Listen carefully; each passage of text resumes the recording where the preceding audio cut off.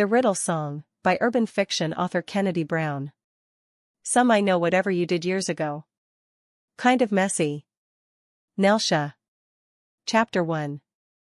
I had just gotten home from a long day's work at Greer United Bank and I was dog-ass tired, but judging from the loud-ass laughter coming from my house as I entered it, Jiroi and two of his friends were playing 2K on the PS4 while his younger sister Marlo was doing her homework. She at least acknowledged me by a Susan Atkins-like wave to Abigail Folger before butchering her in the name of Helter Skelter.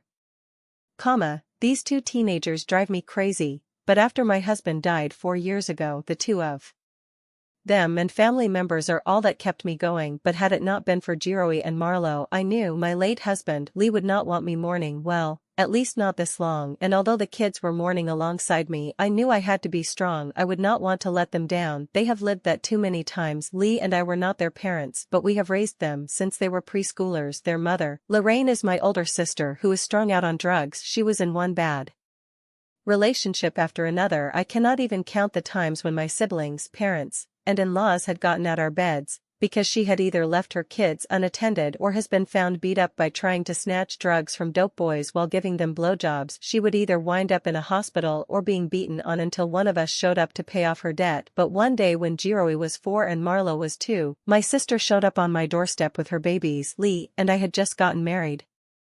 And I was hoping she wasn't gonna ask her thieving ass with us what she said. After I fixed her a plate of turkey bacon, eggs and grits and a miniature plate for Jiroi, I took Marlo into my arms and carefully fed her. Hell, from the way Jiroi and Lo were eating, they might turn cannibal and eat little Marlo. I heard Lee enter the kitchen. My back was turned, but I could hear the clang of fallen utensils. Hey Uncle Lee. Jiroi jumped into his uncle's arms. Hey buddy boy. Lee grinned as he spoke to Jiroi. He then walked over and kissed Marlo's little plump jaws, kissed me, then turned to look. What you gonna steal from us this time, or how much you need? Lo just sucked her breath. Emma, let that go, because I need a favor. What else is new? That is the only time we see you or these babies. I added. See y'all pushing it. I would never ask this of you if it were not important. I met this guy, he plays with a band, Soul Glow. Hell nah. I know where this is going. You need a loan so you can get a bigger place because this shit. Here, loan denied, and don't think you and Soul Brother number 1 gonna lay up. Lee began. Lee, I am not talking to you, I am talking to my sister. Don't blow a gasket. Your sister is my wife whose sympathy you always play on. I have never asked you two to take my kids for a while, Lee and I both looked at her like it was a sick joke. By Lo. Leave now. Before she took the baby from my arms, I said, you go, these babies are just fine. She smiled, are you sure? Lee grabbed his keys and took Jiroi by the hand. Come on, let's go to Target real quick, and when we get back, the two of us men are gonna fix up your new bedroom. You like that? Jiroi's eyes lit up. Okay, gotta wash my hands. Can I get Marlo something too? Lee laughed. You know Tootsie gotta have something if you get something. Then Lee told Jiroi, always think like that, lil man, Uncle is proud of you, let's go. Turning to me he said, don't cook, gonna take my family out to eat. Lo, I can't even listen to what type of man would even ask you to go on the road with him and leave your kids behind. As Lee and Jiroi walked out of the door, I waited for my sister Lorraine. The sister I always admired and looked up to and very much still did, but that day she left her kids with Lee and myself. She never looked back until my husband died of a heart attack at work 7 years later, and when she came for the funeral, she never left. So all these years later, she and her children still live with me, and I don't complain much, because she is still on the go, but at least I know where she is, and although she still has a wild streak, she knows to respect me, my house, and most of all her children. Tia, is what I answered to with Marlo and Jiroi. There is a card for you on the table. Marlo said as she came into my room, plopped down on my bed and began rummaging through my purse, a ritual she has done since age 3, knowing I had her a treat. This began years ago, ring pop, Tootsie pop, but now she does it to fill her piggy jar. No coins, all paper money in a mayonnaise jar. I always let her have what is left from what I spend on lunch. She should be teen rich by now. Jiroi, however, has a job part-time at GameStop and does well managing money. He even asked to pay a bill every month. I Told him it was unnecessary but he insisted, so I let him pay to keep the residential phone on. Since we mostly use our mobile, the bill is rarely over $30, but I am proud of him. I went into the kitchen and found the letter, or should I say maze, of a card. It was obviously meant to be a mass invitation. It was the reunion of my old teen club, Camp Lylas, Love You Like a Sister. It was a group of teen girls from our old Needmore, a semi-suburban neighborhood in Greer, SC, which is not far from my home in Greentown, also in Greer.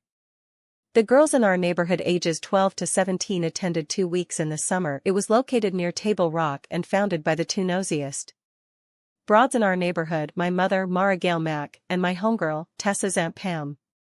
It was designed to keep us girls on track, but where there is a fast-ass girl, there were ways around rules, and trust we broke many of them, especially as we grew older. It was a lot of fun, yet a lot of arguing, as young girls do. And of course bonding, a sorority-like sisterhood. But since teen moms are exempt, my sister Lorraine was one of the teen girls to become pregnant, so she stopped attending, and sadly the following year I would be involved in an accident that would result in me being barren, so I still attached, as did Tessa, along with 5 other girls: Vicky Coleman, Lachey Hawkins, Charlene Evans, Renee Fowler, and Khalida Smith all attended. And as I said, we had a bond no matter what, so when I opened it, it also had Lorraine's invite. Knowing it may have been hard for them to locate her, it simply read, Nelsha Young and Lorraine Mack. You along with your fellow Lylas. Your presence is requested Sunday, September 10, 2016 for an inquiry involving Camp Lylas, 6 p.m. 324 Erskine Plaza. Greer, SC 29651. Really paying any attention to it, I threw it back down on the table. When my phone rang, it was Tessa. Nelsha, turn on the TV, channel 7. First I get this weird demanding card, a meeting now, this shit? This is Sheila Ross reporting live. It seems that the skeletal remains of an infant was found in the basement foundation as the building was being demolished. It was once a 2-week summer camp for young urban girls. Camp Lylas, the owners and founders, Marie Mack and Pamela Tanner, could not be reached for comment. Tessa, you see this shit? This gotta be bullshit. Who would even think they could just do this to an infant? I know. Have you heard from any of the others besides Lo? My phone beeps and it is Vicky. I conference phone call to 3-way calling. Tessa, Vicky is on the other line. Vicky spoke. Why would they assume it was one of us? I don't know, hell, none of us were pregnant back then, plus the building has been abandoned so long that anyone, wow. Tessa said. I just got 2 emails from Charlene and Renee. We are gonna have to meet up sometime this week and see what's going on, I said. They both agreed. As we hung up, I sat and felt so nostalgic, trying to register. What the hell is going on? Tessa. Chapter 2. Straight up, this is some OL bullshit. I got off the phone with Nelsha and Vicky. I tried my best to remember back to those days, and nobody looked fat with pregnancy. Khalida was a very thick Anna Nicole Smith type, but when we left camp after 2 weeks, she was still voluptuous. Both Lachey and Charlene were rail thin. Renee was the tomboy and wallflower. I for one wasn't pregnant. As silly as I may come across, I am actually, or in those days I was, but now, married with kids, I still gotta keep it silly, and Nelsha was not pregnant, nor ever could get pregnant due to some series of fortunate events, and although her older sister was a teen mom, once she became pregnant she had to leave the yearly camp program, but she had her baby, so I knew it wasn't her. So I know this is some OLBS. This is some type of cover-up. Had either of us been pregnant, we damn sure couldn't hide it. We were only at camp 2 weeks out of a year, and that should have been proof. Someone would have had to have the shortest trimester, and why were the 8 of us the only ones to get the spotlight? Yeah. We had some loose as advisors, could have been one of them, but it hurts to know someone could do such a horrible act and on an innocent child, and the bitch who did it should be charged with murder, infanticide, whatever a low-ass mommy dearest is charged with. I hope she gets the maximum time allowed. Having talked to Nelsha and Vicky, we decided to meet with the other girls to talk about this shit, because we are not gonna be charged on something we did could not ever do something to evil as this. We all have families, yet we didn't have children until we were well beyond any teen camp attendance requirements, and back then any of really dated except for Lachey. She has had the same surety, arrogant, and wannabe boyfriend turned husband since she was 15, and they make a great couple, especially since she shares the same qualities. But the Lachey shit is her husband Scotty Henderson was actually Nelsha's man before he and Lachey got together at Nelsha's expense. I will never forget how this Trick sat and listened to Nelsha cry to us about Scotty being standoffish and being dumb teens. Fate stepped in when Lachey volunteered to talk to Scotty for Nelsha, and since he didn't know Shay and Nelsha were cool like that, she would just act like a temptress to get the info as to why Scotty changed his status to fuck Nelsha. And for 2 weeks Nelsha was happier than she had been. Scotty was responding to her, and all was well, until he started breaking dates with her again, but this time he was open enough to admit there was another chick he was seeing, and he wanted to just leave things open, but he wanted to see where the future was gonna go with the new chick, and he left it at that. But Shay just had to be the glow she had been wearing. Sneaky chick that she was, tried to act as if she was helping. All she was doing, and did help, was herself to take Scotty and his smug ass away from Nelsha. But as it turned out, Nelsha was the fortunate one, because after he and Shay got married he pretty much forgot that you can't date or sleep with anyone other than your spouse. Shay may have had money in her family. Her dad owned 2 construction companies and a landscaping company, of which Scotty is the supervisor, and there is no secret that he does who, what, and when he wanted to. Shay may bounce around town in designer and expensive attire, but her face does not hide the pain that she lives with, in case she doesn't detect this. But yeah, she was the worst kind of uppity and snobbish, or would have been had she actually had anything to be snobbish with. Khalida. Chapter 3. This bitch right here.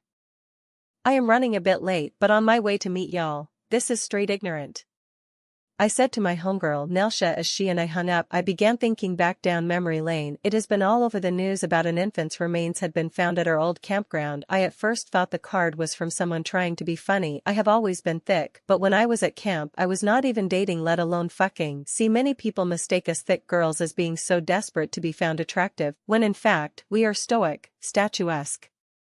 Lita, my husband, Kelton yelled, come here. They are talking about the camp on our City Confidential. Shay ass is giving an interview.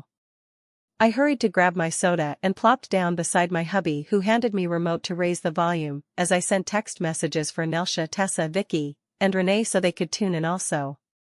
While waiting during the lead-up stories and commercials, Kelton said, I am no genius, but I didn't think she would be so attention-hungry that Shay would go on TV. Suresty ass. I laughed and agreed with him. I thought, well, maybe Shay is trying to speak out in our defense, trying to get us off the wagging tongue and loose-lipped opinionated chicks.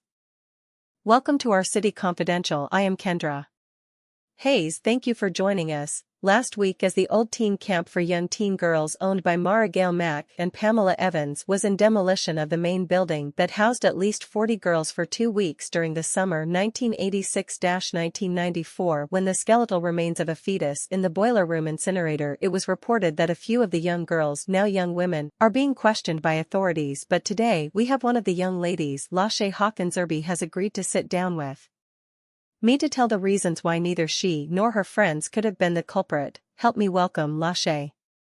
Thank you for having me. I am just sick with this mess. I can only imagine. Tell us exactly why this has come to the attention to just a few girls, namely you and your friends. Yes, it is only someone who has nothing better to do than to try to sully our innocence, but what they are doing is causing friends to turn and point the finger at each other, and it also causes pain to our family, friends. For instance, the landscaping business my husband runs for my family, Hawkins Landscaping. People come into the shop and this is the first thing they want to ask about before they mention business. I can understand how that could be frustrating, but without calling last names, Nelsha, Tessa, Vicky, Khalida, and Renee, could you give us a bit of insight on these ladies?